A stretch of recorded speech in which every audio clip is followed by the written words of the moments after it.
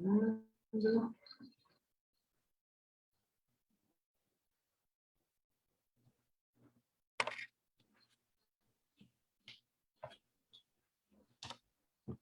conexão está lenta, gente. Acho que estamos ao vivo. Estamos ao vivo. Boa noite, família Amor Exigente. Mais uma noite de lives, mais uma noite com um assunto muito interessante. E vocês estão notando que está faltando uma janelinha aí. A nossa querida Yaren teve um probleminha lá na conexão dela. Vamos ver se ela consegue entrar. Senão, ela vai ficar torcendo lá para a gente, não é? Eu queria falar sobre as nossas mídias sociais. As nossas mídias sociais são Amor Exigente Cedro FEAE, aqui no Facebook, onde vocês estão nos vendo. Temos também o Instagram, Amor Exigente Cedro MS. Nosso canal do YouTube, onde todas as lives são salvas. Estão salvas lá, nós estamos com mais de 1 ano de lives, também Amor Exigente Cedro MS. E hoje nós vamos falar aqui com a nossa querida Gisele Aleluia. Seja muito bem-vinda, viu, Gisele? A Suzana também acho que teve um probleminha de conexão, mas daqui a pouco ela vai tentar conectar novamente, né?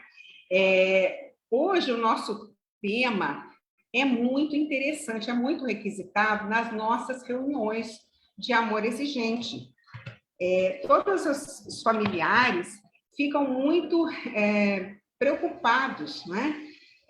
Sobre quando essa doença aparece nas nossas vidas, né? E a gente escuta muito isso do dependente. Não sou dependente, eu paro na hora que eu quiser.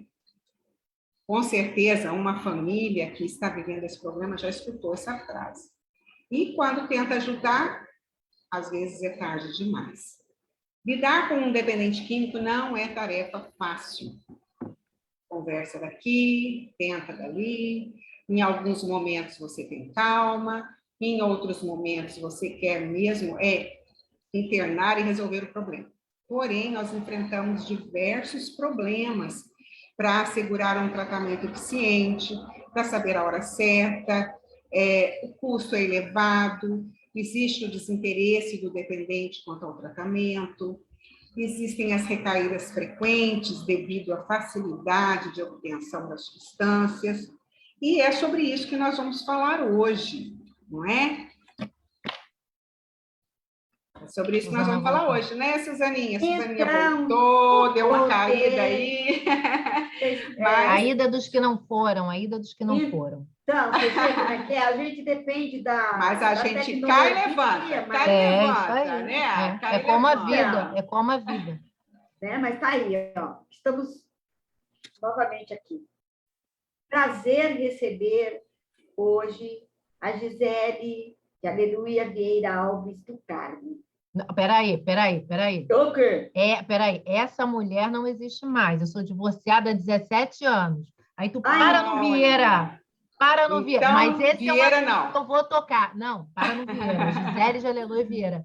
Mas esse, olha, não foi à toa que você falou isso, porque isso tem a ver com adicção, tem a ver com o nosso assunto. Por isso que eu te interrompi. Nada é por acaso. Não. Então, Gisele, possui graduação em psicologia e mestrado em psicologia pela PUC do Rio de Janeiro, tem experiência na área de treinamento e recuperação de dependentes químicos e outros transtornos do impulso, atuando principalmente nos seguintes temas: evolução da dependência química, terapia de família e violência, é professora e supervisora clínica do curso de pós-graduação de dependência química pela PUC do Rio de Janeiro e atualmente atua como psicoterapeuta de família com certificação para treinamento de pais e profissionais de saúde na disciplina positiva. Bem-vinda. Gostaria que você se apresentasse. Gente, isso é uma honra tão grande, porque eu conheço o grupo Amor Exigente desde que eu comecei a trabalhar na área, isso tem 32 anos. Então, para mim para mim é uma honra estar aqui, né? É, eu vou falar isso em 7 minutos, tá? Eu me apaixonei pela área de dependência química quando eu fazia PUC. Eu sou filha da PUC Rio, de Corpo, Alma e Espírito. Aí, quando eu fiz a psicologia lá, eu me apaixonei. Tinha uma professora que trabalhava com toxicomanias, Eliana Freire, eu me apaixonei pela recuperação pela transformação de vida. Eu descobri por que eu estava fazendo psicologia, porque eu acredito na evolução do ser humano, e, para mim, essa área é uma área viva nesse tema. Às vezes as pessoas falam assim, você trabalha com uma coisa pesada. Eu acho que trabalhar com coisa pesada é trabalhar com TI, com computador, com CTI infantil. Eu trabalho com transformação de vida todo dia. E experimento isso também comigo todo dia. Então, para mim, é um grande privilégio. Então, eu me apaixonei por isso. E lá, há 32 anos atrás, a gente não tinha nem metade dos recursos que a gente tem hoje. Nem metade. Hoje a gente tem muitos recursos de ajuda. Contudo, um dos recursos que a gente já tinha lá era o grupo Amor Exigente, porque os grupos anônimos sempre foram a base da recuperação, assim, mesmo porque são gratuitos e são todo tratamento de grupo é um tratamento que fala da comunidade, que fala da cooperação. Então, eram lá naquela época uma coisa de ponta, assim, de ponta, uma visão de ponta. E eu me lembro que tinha um filme que eu estudava nele, que tinha um menino, um adolescente adicto, e os pais tinham ido lá para o Amor Exigente, e com condutas bastante firmes com esse rapaz que era completamente descompensado. Então, assim, lá naquela época eu já bebia dessa fonte. Então, tá aqui, para mim, é uma honra, só diz que realmente Deus é muito bom e eu estou no caminho certo. Porque, assim, né, lá naquela época, como eu disse, os tratamentos, eles se baseavam na filosofia dos 12 passos, nos princípios do amor exigente, e era isso que a gente tinha, pouquíssima medicação, e a que a gente tinha não era eficiente, era medicação hipnótica, enfim. A gente tinha pouco conhecimento de cérebro e de saúde mental, pouco conhecimento. E as minhas histórias são super antigas, né? Porque em 1987, não, é tão antigo que eu fico assim, meu Deus, não, mas isso não. 97, eu trabalhei numa clínica, cuja base da clínica era a linha sistêmica, e eles trabalhavam com a força da família na recuperação de dependentes químicos. Essa clínica não existe mais, tá? Ela acabou. Mas eu tive a bênção de estar com uma equipe onde eu não conhecia, porque a família tinha um papel coadjuvante no tratamento. Até hoje existe muito essa linguagem, assim, vamos orientar a família, vamos tratar o dependente e orientar a família. Para mim, esse é um erro metodológico, é um engano metodológico, que a gente trata todos. E aí, naquela época, aquela clínica fazia isso, e o tratamento era da família para o indivíduo. Como? Eu descobri que a família ela tinha uma força de influência profunda, tanto para levar a pessoa a tratamento, como para manter a pessoa, dar um sentido para o tratamento, como também na manutenção da recuperação, porque recuperação, como esse nome lindo diz, é recuperar a ação na vida. Então, pois é, eu adoro ver o que as palavras são, me ajuda muito. Então, muitas pessoas começaram a usar droga tão cedo que nem tinham ação na vida, né? Gente, esse barulho aqui não, né? Não, porque aqui não tem cachorro. Tá? Não, um cachorrinho, acho que é o cachorrinho da Suzana. Não, mas não é aqui, não. Aí, assim, eles são fofos. Daqui a pouco o meu gato... Aliás, eu tranquei a porta para ele não entrar. Ah, é porque ele abre a minha porta. Aí, e tem pessoas... Tem gente que nunca teve ação na vida, que já começa a usar desde cedo.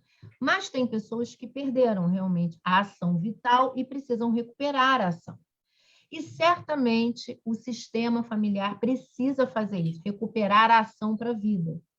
Porque a dependência é uma ação, é uma força que aumenta o padrão disfuncional. Mas eu vou falar um pouco mais disso. Nessa época, eu tive uma experiência que mudou minha vida. Eu trabalhava num ambulatório de família, só com familiares, porque essa clínica tinha essa força, tá? E aí eu vi um fenômeno. Uma mãe que era se sentia extremamente sem potência, tinha um filho que usava maconha lá naquela época, de 34 anos, que morava com ela, e não fazia absolutamente nada, com um quadro crônico grave. Ele não fazia muita bagunça, mas tinha uma vida zero. Essa mulher, ela não era a favor de fazer a menor pressão no filho. Ela era contra, porque ela tinha sido comunista, enfim, era contra. Mas ela sabia que ela precisava aprender mais. E depois de um ano, esse rapaz se internou por conta própria. Eu acompanhei essa mulher um ano e eu vi o que aconteceu. Ela mudou por causa disso. Todos mudaram e a consciência dele ampliou. E eu comecei a estudar mais e percebi, né, que existe essa matéria onde as pessoas, onde quando a gente olha o sistema familiar, a gente começa a ver que comportamentos facilitam a saúde e que comportamentos facilitam um padrão disfuncional. E isso é transgeracional e a gente pode aprender a funcionar. E é com isso que eu trabalho hoje. Eu sou uma das poucas especialistas, eu não falo isso com honra, eu falo isso com preocupação, que acreditam, tá, na força da família. Força da família precisa que o dependente queira se tratar para mudar alguma coisa? De forma alguma. De forma alguma. Tá? A família tem poder de mudar as pessoas, de mudar o seu... Não, ninguém tem. Para dizer a verdade, eu acho até que ninguém muda. Mas a família tem poder de influência. E essa influência, ela é poderosa, muito poderosa. E eu trabalho com essa matéria. E eu ensino os meus alunos a fazer isso. Eu ajudo os profissionais a olharem as famílias com mais potência, por isso eu sou tão apaixonada pelo tema família, porque é na família que existe a potência. Mas, Gisele, então, seja bem-vindo ao nosso time, né? Porque a família Amor Exigente trabalha com esse pensamento, não é? Nós sabemos a força que a família tem. Todos nós chegamos derrotados a um grupo de família e lá conseguimos a força para nos mantermos fortalecidas mesmo, para poder intervir numa hora que seja necessária, né? Mas antes de nós falarmos, então, de uma intervenção propriamente dita, eu gostaria que você falasse primeiro como entender e identificar as características da dependência química, porque para chegarmos a uma intervenção, é necessário que esse indivíduo esteja realmente adoecido. Então, como diferenciar, por exemplo, de uma experimentação até uma dependência química mesmo? Como que a gente pode estar explicando isso para as famílias? Então, olha só. Então, deixa eu começar aqui lançando uma coisa para a gente pensar, tá? Vamos pensar que viver em família é viver em intervenção 24 horas por dia. A palavra intervenção quer dizer isso, uma ação dentro.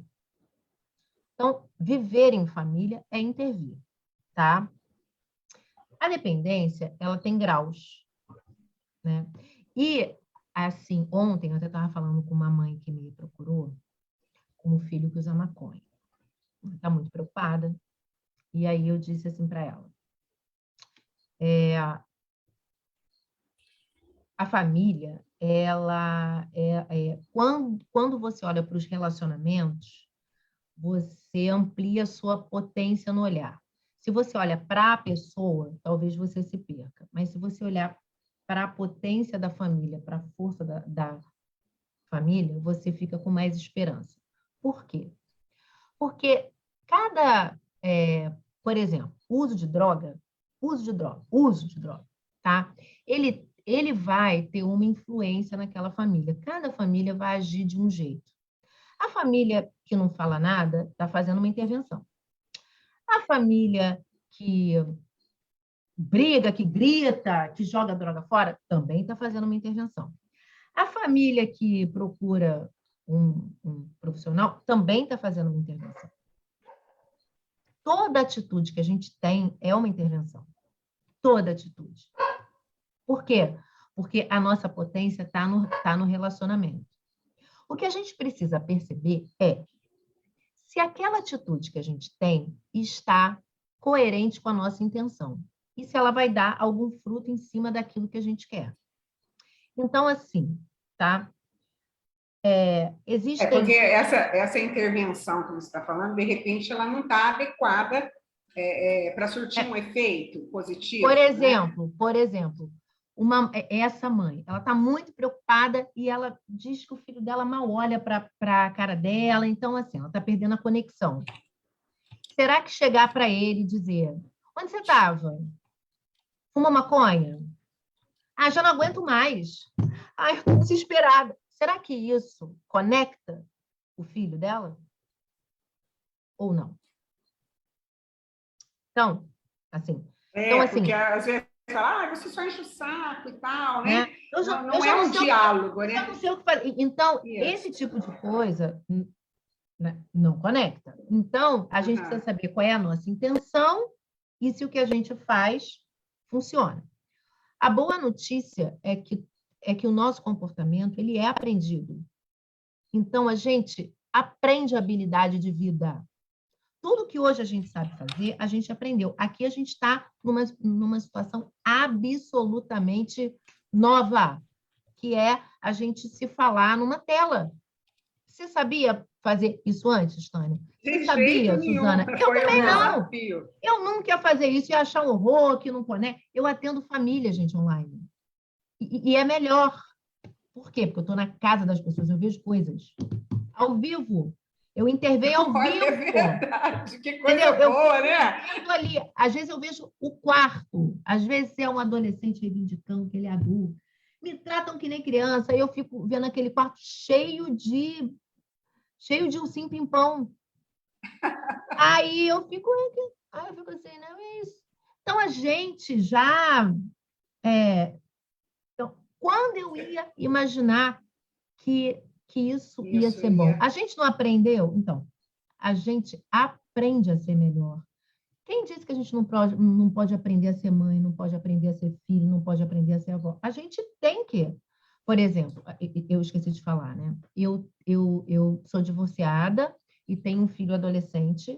Ele tem... Aliás, hoje é o dia do adolescente, que é um ser extremamente rico, que é um ser que, ainda bem que existe, ele nos desafia a aprender coisas novas. Porque eu estou aprendendo a ser mãe, porque eu achei que eu sabia, mas eu não sei.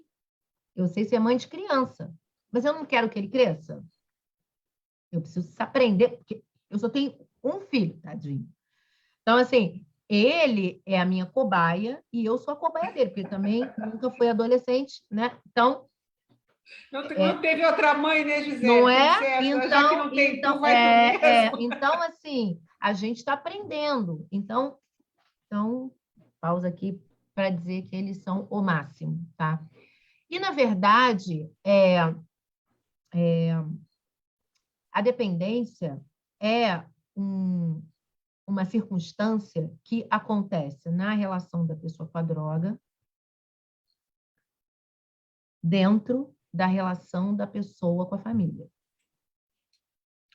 Olha o que eu disse. A dependência acontece na relação da pessoa com a droga, dentro da relação com a pessoa, com a família. Por quê? Porque, olha que eu estou falando de relação, tá? O primeiro ambiente que a gente se relaciona é a nossa família. Então, a gente aprende a se relacionar lá, tá? Claro que a gente não fica só com o que a gente aprende lá. Ó, a gente vai aprendendo, aí vai na escola, aí tem amigos, aí namora, e aí, bom, vai fazendo um monte de coisas e vai aprendendo isso, inclusive com a droga. Mas a pessoa se relaciona com a droga dentro de uma família que se relaciona com ela, tá? Então, isso já está interligado. Isso está interligado. E muitas vezes a dependência, ela vem transgeracionalmente. Geralmente pesquisas mostram que... Explica melhor para a gente o que é esse transgeracionalmente. Então, quando a gente tem um dependente numa família, quando a gente vai pesquisar as outras gerações para cima, pais, avós, tataravós, porque um terapeuta que trabalha com família faz uma pesquisa da família, tá? Num instrumento que chama genograma, que é o mapa familiar, a gente monta. E aí a gente vai ver que muitas vezes existem adicções nas gerações de cima e, assim, em várias partes daquela família. Existem comportamentos adictivos. Então, aquele ser humano não é o primeiro a apresentar um comportamento adictivo. Geralmente, é assim, quando a gente pesquisa, a gente encontra. E o que significa isso? Por que isso é importante? Isso significa que esse jeito de se relacionar já existe na família, ele não é novo, ele já existe. E, de alguma forma, a família tem uma tolerância. Tolerância não é gostar, tá? Mas tolerância é reagir de forma a dar match. Por exemplo, vou dar um exemplo aqui. Bom, aí tem um marido que abusa de álcool, ok? E aí a esposa não gosta.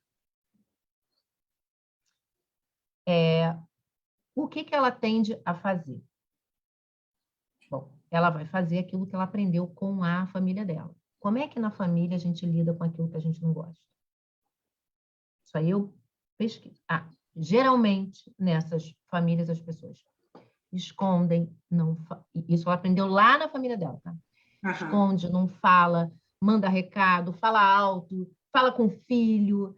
São esses padrões que ajudam com que haja segredo, com que a comunicação não seja clara, com que os sentimentos não sejam assumidos, que são padrões típicos da adicção, por exemplo. Aí isso começa a acontecer, aquilo vira um padrão, e ela está super insatisfeita, né? Aí o adolescente fuma maconha, tá? Esse pai aqui, né? Aí o adolescente fuma maconha ali, né? Aí ela fica chateada, o que ela faz? Né? E o que o pai faz? O pai, por conseguinte, né? Porque se casa com ela, também tem, porque não é oposto que se atrai, é semelhante. Semelhante, oposto não se atrai, se repele. Complementar é que se atrai, né? O marido também, né, vem de uma família onde isso também era comum. Ele não vem de uma família onde as pessoas sentam e conversam. Porque senão ele teria feito isso na primeira vez e, de repente, ou eles teriam se separado, que ela não aguentaria, ou ela aprenderia a conversar. Mas não aconteceu, né? Porque não é responsabilidade dela, né? Eles têm esse padrão. Aí o filho fuma maconha. Aí o que faz? Conta? Não, né? Aí tem esse padrão aqui. E aí a coisa se desenrola. Para um terapeuta de família, quando? Quando a família não dá mais conta daquele comportamento. Quando é que a pessoa pede ajuda? A pessoa pede ajuda quando a farmácia que ela tem em casa. Todo mundo tem uma farmácia em casa, não tem? Uma farmácia aqui. Falia essa farmácia. Mas às vezes a gente tem. Às vezes a gente tem uma Novalgina, tem um Band-Aid, tem esses negócios. Assim, não estou falando Lexotan, não. A gente tem os remedinhos em casa. Quando esses remedinhos eles não funcionam, a gente vai no médico, né? Tudo bem que tem gente que tem a drogaria Pacheco em casa, mas eu não estou falando exatamente deles. A família também tem o seu jeito de lidar. E aí fala ali com a mãe, faz um acordo. Quando aquele comportamento já está ameaçando a estabilidade familiar, as pessoas já estão brigando, as pessoas estão estressadas, a ansiedade está lá em cima, procura ajuda. Procura ajuda. Aí quando Mas Diga, muitas diga. vezes a família chega procurando ajuda, mas já quer a fórmula pronta, já quer que você dê todo o resultado ali na mesma hora. Mas por que, E não Tânia, que eles escuta fazem você. isso? Mas por que eles fazem isso? Porque eles tentaram tudo o que eles sabiam. E tem família que sabe muito, assim, porque já está tentando um tempão, porque tinha um pai alcoólatra, tentaram tudo. Então, a família chega muito desacreditada dela mesma. E aí, eles tentaram tudo, contudo, vamos lembrar daquela coisa lá no início de saber de habilidade de vida, né? Eles tentaram tudo que eles sabem. Aí eu vou olhar. Esse padrão aqui, ele facilita a comunicação ou ele facilita a negação? Por exemplo, né? Quando o seu filho, quando você é chamada na escola, né? Você é capaz de trazer esse assunto à tona na mesa do jantar ou é um negócio que você vai resolver ali no miudinho com o seu filho, porque o seu marido está super estressado e ele não pode ter um infarto? Que padrão é esse? Não ser direto. Isso se chama triangulação, que é o nome técnico de fofoca, tá? Que é você falar com o outro, falar com o outro. Agora é bom eu saber que fofoca é uma triangulação. Triangulou, você está triangulando. Você falar com o outro aquilo que você tinha que estar falando com a pessoa, com a outra pessoa. Que é quem você tem que falar, né? Então, assim, quando a mãe chega, geralmente as mulheres é que chegam, né? A mãe chega pedindo ajuda para o filho, aí ela diz, então, aí você atende meu filho, aí não, peraí, eu quero falar com vocês, pais. Meu marido, olha só, ele está em casa, ele não vai, ele está cansado, ele está muito cansado. Eu falei, mas é esse homem cansado que eu quero ouvir. Esse homem cansado que eu quero ouvir. Quero ouvir que ele está cansado. Pode trazer. E aí ela traz. E aí faz toda a diferença, porque eu qualifico as figuras parentais, não fico pessoalizando porque ela tem uma necessidade, porque boicota, essas coisas não ajudam ninguém, porque as pessoas já se sentem culpadas, esses crachás. Trago esses pais para a gente falar sobre o que não está funcionando, para a gente ter um projeto para funcionar. Porque as pessoas podem, aliás, as pessoas querem e podem funcionar bem. É só entrar num grupo de AA para você ver. O grupo de AA não tem terapeuta, não tem médico, não tem ninguém. Só tem aquela estrutura, aquele bando de gente, né, descompensado, fica lá esperando o seu horário, funciona, né? levando tudo certinho, há né? anos, há quase 100 anos. Então, vamos entender que as pessoas, muitas vezes, elas precisam de um ambiente funcional para funcionar bem. Esse é o princípio sistêmico, tá? Muitas famílias, elas, assim, eu não uso o termo família disfuncional. Eu não acredito nisso. Os ambientes estão disfuncionais. É um estado que pode até ter 50 anos esse estado, mas é um pode estado. Se transformar. Exatamente. Pode se transformar. Quando as pessoas... porque quando a pessoa vê que tem um caminho funcional, ela vai. Geralmente, ela vai. Agora... Não, diga, Não, Suzana, senão eu vou falando. Entrando na mesma, né, nessa sequência, tudo que você falou assim sobre a família, tudo, a gente estuda muito sobre isso em raízes culturais, né? Que é o primeiro princípio de amor exigente, né? Você vê como que são, né, as coisas, como que a gente traz, né, tanto de um lado como do outro, né? Se for tecnicamente a gente chama de padrão relacional. A gente traz como se fosse um aplicativo. A gente já traz esse aplicativo para esse iPhone que é o casamento. E aí tá lá, casei. Aí vai no Já aplicativo começa a usar o casamento. aplicativo. Aí Já... cada um tem o seu aplicativo, que é isso que a Susana está falando, né? Cada Isso. um vem de uma família diferente, que eu até digo que é um país, que eu acho que tem a ver com sepultura. Cada membro do casal é de um país diferente. Eu até falo isso. E Mas aí aí se quando, junta. mas quando você, né, você consegue perceber isso, você consegue entender mais as outras pessoas, não Exatamente. todas as outras pessoas do seu Exatamente. convívio, né? Mas então, em relação, né, aos desafios, né, da família, do dependente químico, para ela levar esse dependente a um tratamento, como ela pode identificar exatamente quando uma pessoa precisa de internação?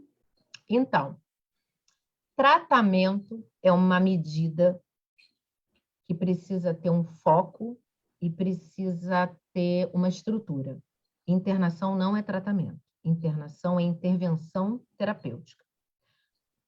Toda internação, mas é a medida terapêutica mais conhecida na área, apesar dela ser a última que um técnico pensa. Porque ela é cara, ela é trabalhosa e nem é a mais eficiente. Agora, toda internação de qualquer problema, quando é que a gente interna? Quando o problema está grave e não há medida ambulatorial que dê conta dele. Porque ninguém está com uma dor de garganta, o médico diz, vamos tratar internado. Não. Se você pode não tratar internado, você trata. Então, isso tem que estar no cérebro. Assim, a internação não é tratamento, é uma intervenção necessária para um fim. Que fim? Geralmente, em saúde mental, a gente interna por 2 motivos básicos. O primeiro é quando a pessoa está se colocando em risco de vida. Risco de vida não é só de morte, né? Risco de ser presa, ela tá descompensada, ou quando coloca outros em risco. Tá? Um outro motivo é quando nenhuma conduta ambulatorial ela dá conta. Tá? Então, a internação ela proporciona um ambiente sem droga, porque na internação não tem droga. Basicamente, o principal benefício, o benefício número 1 de uma internação é tirar o indivíduo do meio da droga. Por que isso é necessário desta forma radical? Espera aí que eu vou pegar o cérebro que eu esqueci. Espera aí. Não o meu, mas o que eu uso para dar aula. O que eu uso para dar aula, que eu acho que é importante. Olha só. O que acontece, gente? Quando a pessoa usa droga, ela modifica a química cerebral. E a vontade fica doente. A vontade do indivíduo vai ficando doente. É tudo no gerúndio. Contudo, tá? Não é só a vontade dele que fica doente, porque vamos entender que o ambiente dele também alimenta esse negócio, tá? E às vezes ele já vê, o indivíduo já vem para uma família que alimenta esse padrão, tá?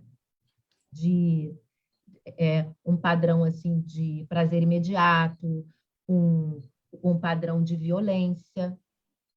A gente sabe hoje que ambientes violentos são muito danosos para a gente ter relações funcionais. E violência não é só porrada e bomba. Violência é principalmente verbal, que é a não gentileza. Violência é a não gentileza. Qualquer não gentileza é violência. Tem níveis, né? Bom, então, esse indivíduo, ele não está com uma capacidade, muitas vezes, para administrar as próprias vontades. E aí, se ele ficar sem droga, o cérebro dele vai voltar a poder escolher. Então, a internação, basicamente, tem essa função, tá? Por vezes, porque eu acredito que a família também tem cérebro emocional, sabe? Ela tem cérebro, né? Por vezes, o ambiente familiar está com uma ansiedade tão alta. Ansiedade familiar não é que nem ansiedade pessoal. É aquele nível de tensão, sabe? Assim, sabe Às aquelas... vezes a pessoa chega numa casa, você Não é? sente até uma Né? vibração. Tem um nível de tensão. Né? Tem um A gente nível de brinca assim no Amor tensão. Exigente, Gisele, que quando às vezes o pai chega em casa, o cachorro já entra embaixo da mesa. Isso. Então, tem um Né? nível de Então, tensão, tá? Que a família não sabe desfazer. A família. Não é porque o pai entra em casa, assim, todo mundo já se coloca, é como se fosse uma peça, né, de teatro, todo mundo já se coloca na posição tensão, e aí aquela tensão sobe, né? Então, numa internação, a gente não tem isso. E vou dizer para vocês, assim, a principal missão de um terapeuta é diminuir a tensão da família, e por vezes internar ou o paciente faz isso. Mas isso é uma medida a curto prazo, né? Porque a gente sabe que viver bem é uma tarefa para a vida inteira. E adquirir habilidades de vida é para a vida inteira. Por isso, a recuperação é para a vida inteira. E famílias que normalmente elas têm tensão crônica durante anos, aquilo que o nosso cérebro aprendeu a fazer, ele não... Aliás, não sei se vocês sabem, mas o cérebro, ele não desaprende nada. Nada. Essa é uma boa e uma má notícia. É tipo, a gente não diz que a pessoa nunca, que andar de bicicleta a gente nunca esquece? Pois é, o cérebro, ele não desaprende nada. Só que ele faz muito mais rápido aquilo que a gente treina mais. E o que a gente treina é o que a gente mais faz. Então, se a pessoa se preocupa o dia inteiro, o seu cérebro, ele já se preocupa automático. Aí, às vezes, a pessoa acha que é o contrário. Bom, isso acontece comigo, tá? Às vezes, eu acho que eu estou preocupada por alguma premonição, mas como eu já sei disso, não, peraí. Até porque eu vim de uma família tensa. Então, não, peraí. Não, peraí. Eu estou preocupada porque esse é o meu padrão. Então, deixa eu ver aqui. E aí eu faço um exercício para diminuir a minha tensão. Porque se eu ficar assim, o que eu vou fazer? Eu vou preocupar o amiguinho, que já é. Aí fica aquele negócio, aquela pedra, sabe, aquela coisa de, né? Contagia todo mundo, contagiante. né? Isso. É contagiante, né? Então, diga. Não, mas está tão gostoso ver essa aula que você está nos dando, ouvir essa aula que você está nos dando, né? Quanto tempo de amor exigente, quanto tempo dentro dos princípios, estudando, né, o autoconhecimento, que é o resgate, é isso, para poder identificar, como você falou. Espera lá, eu já venho desse padrão, então você se reconhecer, isso como é importante, né?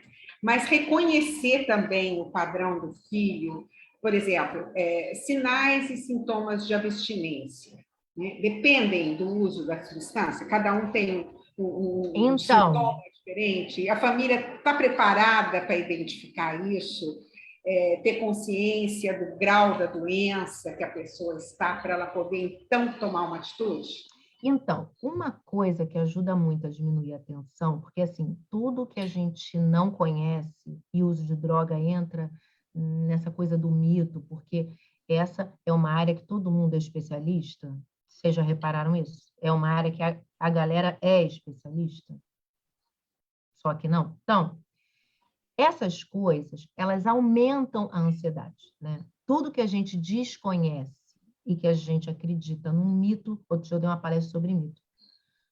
Bom, mito é uma coisa que a gente não questiona e que a gente segura ali enquanto uma verdade. Então, quando a família tem informação sobre o que acontece, isso naturalmente vai abaixar a ansiedade, se é uma informação adequada. Por quê? A principal informação que a família precisa ter é da potência. Porque, geralmente, as famílias falam assim, meu filho está usando droga, não posso fazer nada. Porque ele está lá com uma substância e eu estou impotente. Bom, em toda situação, existe uma parte que eu não posso nada e existe uma parte que eu posso.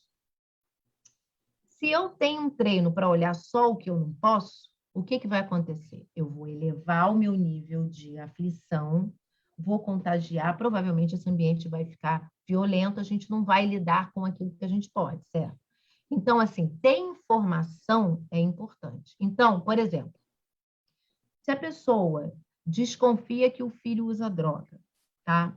E se ela fica com muito medo, vale procurar um especialista para conversar sobre isso, para ter informação sobre isso. Ao invés de entrar no, sei lá, assim, tem vários colegas meus, eu mesma no meu Insta, eu ponho muita informação, assim. Então, assim, ter uma informação de gente que entende é fundamental. Para quê? Para que você possa se preocupar com o que deve e se despreocupar com o que você não deve. Para que você possa saber o que fazer. Porque, assim, a intervenção, ela acontece, como eu disse, todo dia. Todo dia. Agora, a gente precisa saber para que eu vou intervir. Então, assim, quando que vale a pena você intervir nesse assunto? Hoje. Hoje. Todo dia. Todo dia. Não Agora, pode perder tempo, né, Gisele? todo dia. Mesmo porque você precisa o quê? Você precisa estar preparado, porque senão você vai estar com a ansiedade lá em cima, o que vai acontecer? Quando a ansiedade familiar fica lá em cima, mais o sintoma aumenta. Esse é um princípio, tá? É tipo assim, se você está gripado, o que você vai fazer? Você vai para a chuva? É isso que acontece. Então, assim, quanto mais ansioso você está, mais o sintoma se agrava. E se você for uma pessoa com esse diagnóstico?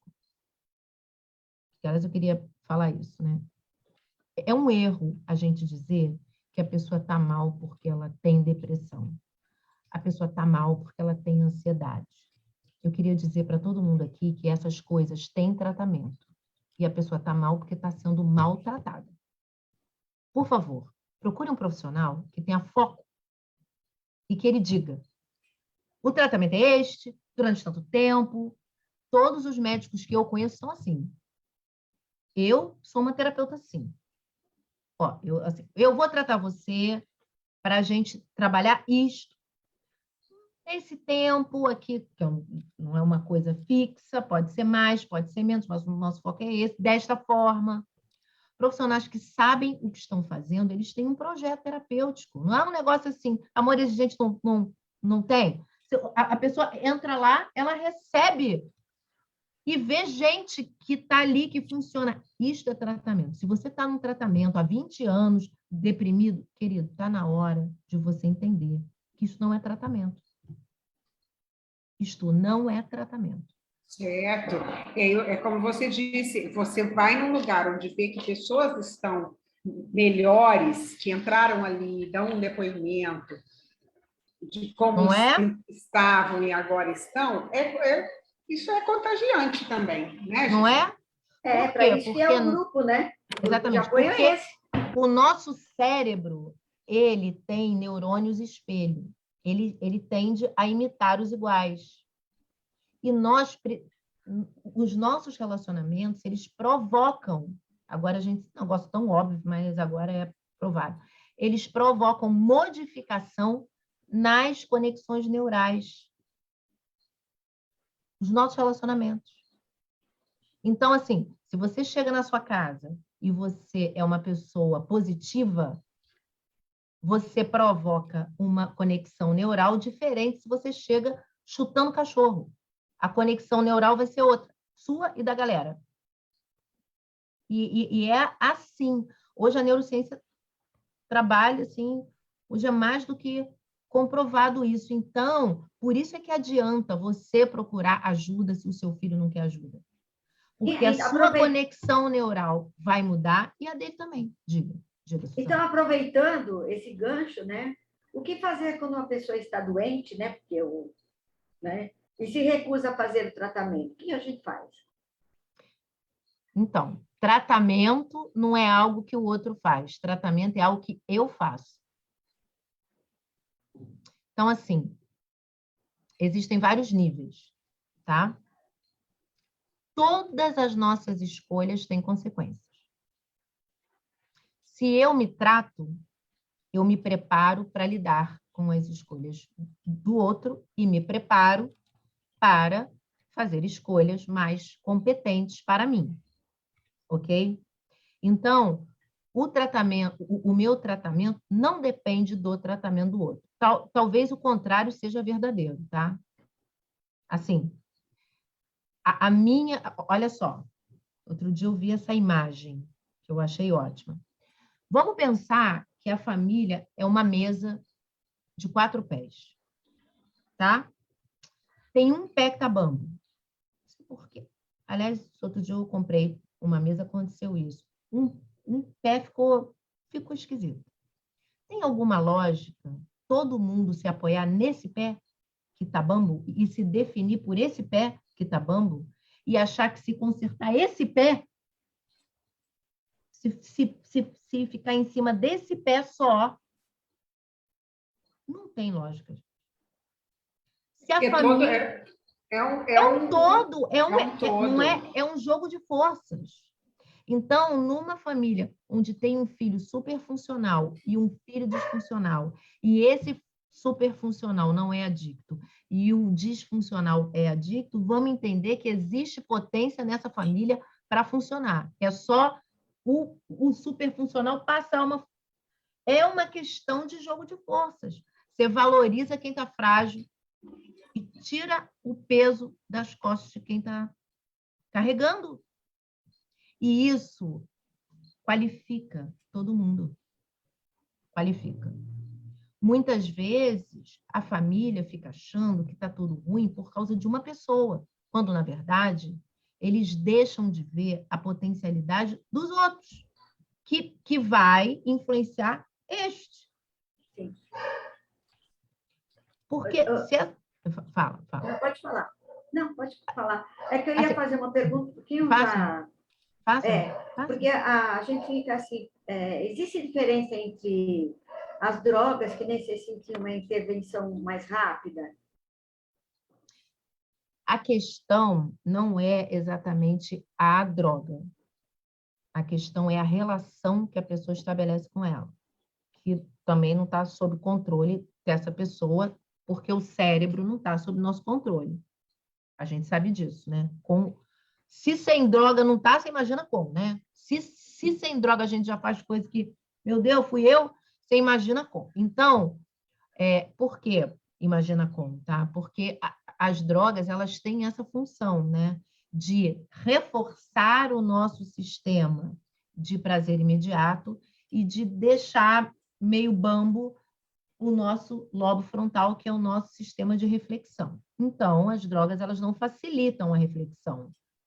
Então, elas deixam a gente mais frágeis para isso, certo?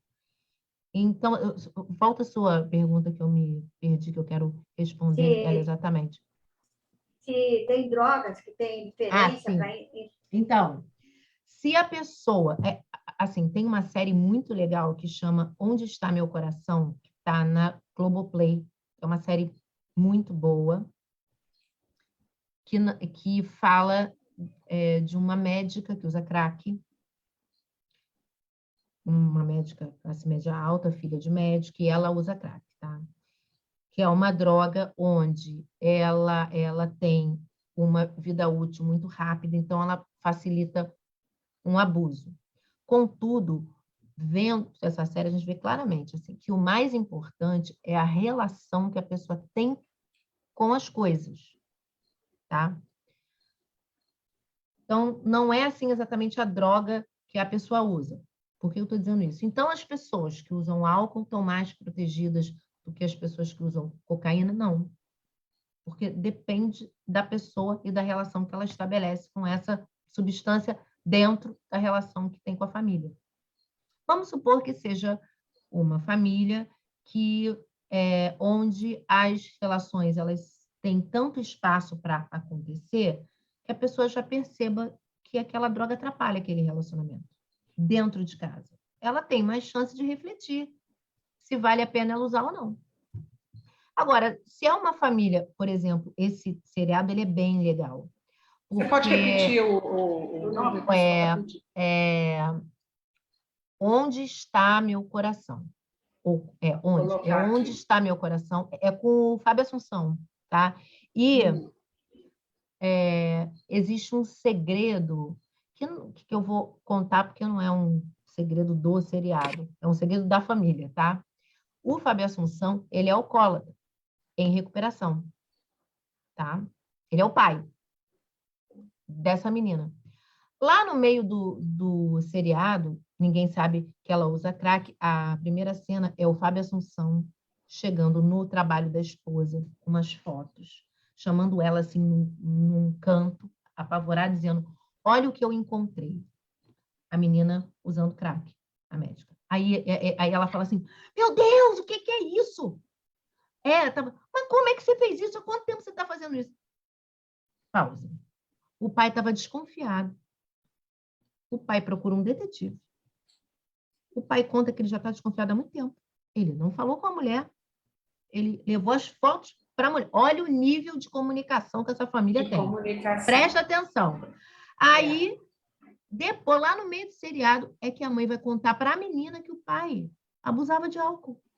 Porque ninguém sabia. Porque como ele não bebe mais... Você até falou sobre essa, vamos dizer, hierarquia familiar, né? Você acha que um adolescente que está numa família dessa, que tem a probabilidade, tem que saber sobre isso? Então. Tem que saber, por exemplo, se o pai usou drogas, teve problemas. Como é que é? Então, depende do efeito que isso trouxe para a família, para ele, tá? Eu sempre creio, né, que as informações que os pais dão para o filho sobre a sua adolescência, tudo pode ser muito útil em momentos importantes, principalmente na adolescência. Porque a adolescência é a fase onde a pessoa vai para a rua e, por isso, a fase onde a pessoa tem mais chance de ter contato com droga. E o grande gol aí é que não existe o adolescente, existe uma família adolescente. A família é adolescente, porque a família também está aprendendo coisas. Foi o que eu disse lá sobre o meu filho, né? Eu estou aprendendo.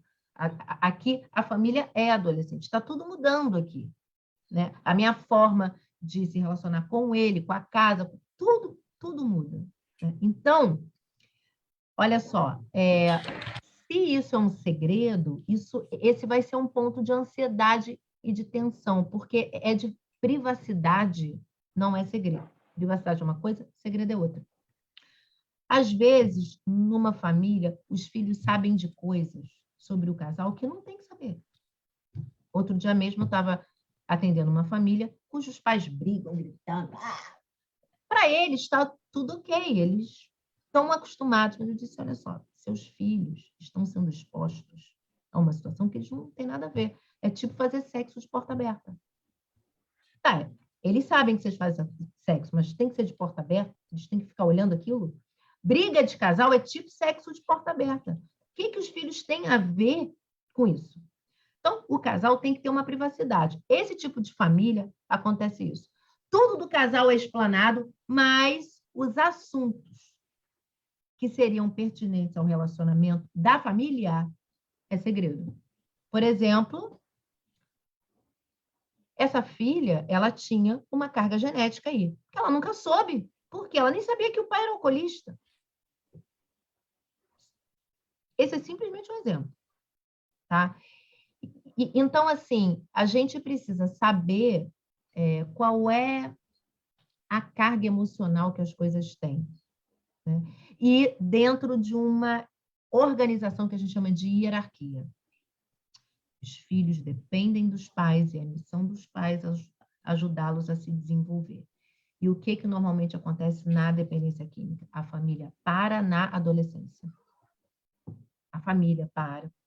Se a gente pegar um grupo de familiares e deixarem eles falarem, sem dizer a idade dos filhos, a gente vai dizer que todos têm 15, 16 anos. Todos têm 15.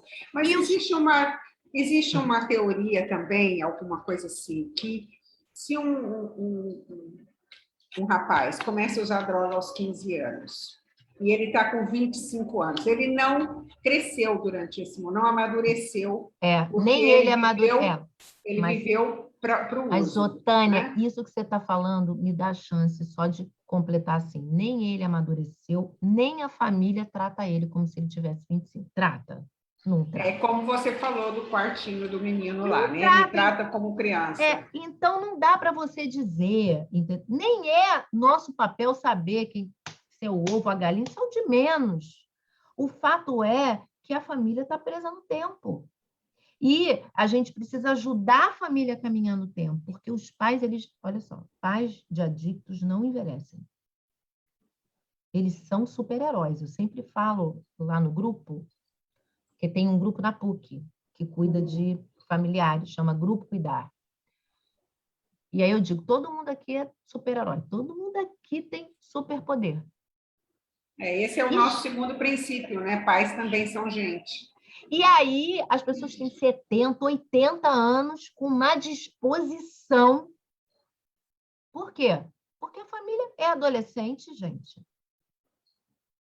E Escuta, vezes... Gisele, desculpa, pode falar. Não, assim, e muitas vezes, sabe, agora falando uma coisa aqui de família, muitas vezes a adicção tem essa função. Sabe qual? Imortalizar o sistema. Imortalizar os pais.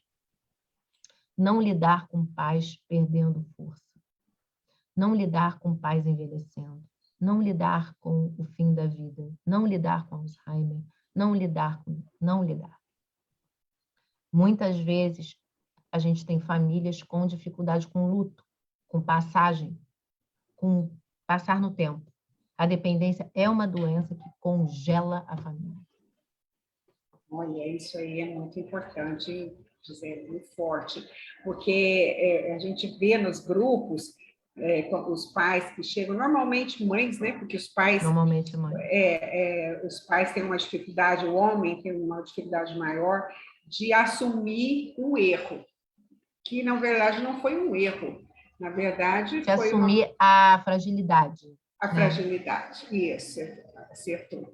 E, agora, existem muitos casos também, como se fazer uma intervenção, quando um adolescente, um jovem, já foi para a rua. Ele já está numa situação de rua, ele acha morada numa comunidade, sobrevive de tráfego. Como que a família consegue fazer uma intervenção nesse? Porque, na verdade, existe... Você nos esclareceu muito bem, que eu queria te agradecer, sobre a intervenção, o que é a palavra da intervenção, né? Porque a gente sempre pensa em intervenção numa atitude drástica, que eu vou lá e tiro o sujeito da droga e faço uma internação, né? E você já nos esclareceu sobre isso, inclusive eu queria até comentar aqui antes de você responder, todas as pessoas que estão parabenizando a live, né? Amigos que estão sempre aqui conosco, a Sandra Sauer, a Eladir Machado, a Ana Cláudia Brown, que é uma querida, muita gente que está sempre aqui conosco, a Lúcia Marreiro, todas, assim, muito... Só estão te agradecendo pelo esclarecimento. Alecrim generosa. Obrigada a vocês. Então, aí eu queria... Você pode falar, então. Você me perguntou... sim. Eu estou atendendo uma família assim. Um tio me procurou, porque o sobrinho estava na rua usando crack mendigo. Mas, Tânia, eu acredito muito na família. Quando eu dou aula sobre família, às vezes... E quem não tem família? Não, todo mundo tem família. É só a gente procurar que a gente acha. Eu tenho várias histórias sobre isso. Bom, esse tio, né, com esse sobrinho lá. E aí eu comecei a ouvir a história. E aí tem um pai, que também é adicto, que está sóbrio, e toda uma história de abandono e tal. E aí eu falei, eu quero falar com vocês dois. E aí esse pai foi falando e eu disse sim, porque eu repito, eu disse. Então, ele disse, não, porque eu não me conformo ele tá lá. Eu falei, esse já é um começo bom, hein? Então, eu quero sugerir que vocês possam ir lá e oferecer ajuda. Não é dizer o que ele tem que fazer, é dizer que vocês acreditam que a situação dele possa mudar. O que eu quis com isso? Tá? Eu quis abrir criar uma conexão. Eu uso muito essa palavra, tá? Conexão. Inclusive, pode dizer para ele que vocês procuraram ajuda e que vocês acreditam que ele possa ter ajuda e que vocês estão abertos. Esse pai se tomou de uma esperança e foi, mas não encontrou. Foi no outro dia, encontrou. E o filho disse, tá bom. No outro dia, sumiu. Deu uma semana, o tio disse que o rapaz foi preso, assaltando, e estava preso. Mas eles, olha só que mágico, eles disseram assim, Gisele, quando ele sair, ainda dá para internar? Porque aí eu disse, poxa, está na rua, ele está muito sem estrutura, né? Ele vai precisar ter uma estrutura, lembra? Cerebral, né? Aí eu coloquei eles em contato com uma comunidade terapêutica de um ex-aluno meu, e ontem eles disseram que esse rapaz saiu e foi para a comunidade. Quem interviu primeiro? Quem acreditou primeiro? A família. Ele podia não ter ido, como não foi, né? Não foi, ele foi preso, mas eles... E eu falei isso, tá? Para eles, olha, a gente só desiste quando morre. Desistir não é ficar não desistir não é ficar em cima. Não desistir é você acreditar que alguma coisa possa ser feita. E eles foram e ofereceram. E o rapaz quis. Né? Eles não viraram as costas. Se a pessoa vira as costas, é uma coisa. Às vezes, ela está sem cérebro e muitas vezes precisa de uma internação à revelia para que o cérebro se recupere. Se o cérebro se recupera e a pessoa não quer mesmo, pode acontecer? Pode. Eu nunca vi, mas pode acontecer. O que a família faz? A família lida com isso. Como? Se trabalhando. Por quê? Porque as conexões precisam acontecer. Eu acho um pouco irresistível quando a gente quer se conectar. Eu acho um pouco irresistível, a gente fica meio querendo ir, sabe? Assim, tem uma coisa, só que muitas vezes o nosso método, ele é repelente. A gente, ao invés de te trazer, a gente repele. Então, a gente precisa aprender a conectar. Existem algumas estratégias de conexão, depende do caso. Mas o que eu gosto de dizer é, se a gente tem a intenção de conectar, ao invés de consertar, ao invés de ensinar, ao invés de resolver, funciona melhor. Conexão é uma coisa, olha, gente, que é uma coisa que vai além do material, que é transcendente, que é espiritual nesse sentido. Isso é muito forte. Tem uma frase da Bíblia que eu sempre achei muito impactante para a nossa área, eu acho que ela resume, é assim, ó, é de Gálatas, tá? Tem um texto de Paulo lá e ele termina o texto dizendo assim, o amor une perfeitamente todas as coisas. Eu acho essa frase tudo. Por quê? Unir perfeitamente não é colar, é unir, amar é uma proximidade e uma distância funcional. Ninguém ama colado e ninguém ama rompido. É sempre esse exercício que eu vou dizer para você que não tem fórmula e que ele vai mudando no tempo. Quando o meu filho era pequenininho, ele ficava dentro da minha barriga grudado, saiu. Hoje, adolescente, se eu quiser que ele grude em mim, o que eu vou fazer? Eu vou fazer uma conexão disfuncional. Porque ele precisa estar na rua. Eu sofro? Óbvio. Contudo, também vou sofrer se ele ficar grudado em mim. Por quê? Porque a gente não vai crescer. É como um filho na barriga. O que acontece se ele não sai? Ele morre e a mãe também. O filho nasce da barriga da mãe, vai para a barriga da família e a missão da família, incluindo a desse filho, é ser parido da barriga da família para viver fora, funcionando. Então, essa conexão é uma coisa que a gente tem que buscar. E tem que ver qual é a qualidade da nossa conexão com as coisas. Às A vezes descoberta, né? Essa descoberta dessa conexão, é isso que a gente E- fala no grupo, porque não e poder- existe a fórmula. E poder construir, poder ter paciência, poder acreditar que ela existe. Essa frase de Gálatas, assim, para mim é um antídoto, para mim é uma chave. O amor, quando eu estou me sentindo muito perdida com relação ao meu filho, eu me lembro que o amor une perfeitamente todas as coisas. E eu tenho um outro quadro aqui que é assim, o que o amor faria? E aí, quando eu estou querendo puxar a calça pela cabeça, eu penso, o que o amor faria? Essa é ótima, Às puxar a calça pela cabeça. às vezes a gente vai fazer algo que a nossa família não ensinou a gente a fazer. Às vezes a gente vai fazer ao contrário. E quando é assim, a gente sofre mais. Certo. E a gente vai aprendendo, né? Bem, Gisele, sinto muito, né? Mas, infelizmente, eu tenho que dar o recado que terminou o nosso Não, tempo. tá certo, tá certo. Tá Eu certo. queria... A gente fica aqui a noite inteira. Nós temos tantas pessoas, assim, gratidão por vocês estarem aqui conosco.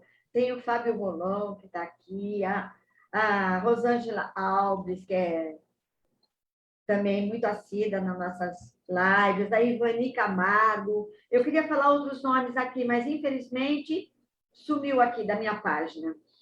Mas, gratidão, Gisele, pela sua disponibilidade de ter aceito o nosso convite. E eu gostaria que você deixasse, então, uma frase ou alguma coisa um recado para nós. Eu quero dizer que a esperança, que é esperar com confiança, e confiança é uma ação do coração, e o coração está aqui, ele não está só aqui, ele está aqui, tá? E ele tem a ver com os nossos valores, ela é sempre bastante criativa. E eu quero dizer que o desespero nunca é a última página, a não ser que a gente queira.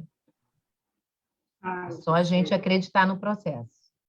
Bom, eu sou Gisele Aleluia, não poderia ser diferente para mim. Eu já nasci acreditando que, aleluia, as coisas vão melhorar. E nós damos aleluia por você ter estado conosco essa noite. Amém. Obrigada. Foi um obrigada. Prazer, eu amei, tá? Nós amamos, também. adoramos, tenho certeza Fiquem que com todo Deus. mundo também. Beijo. Nós também. Tchau, gente.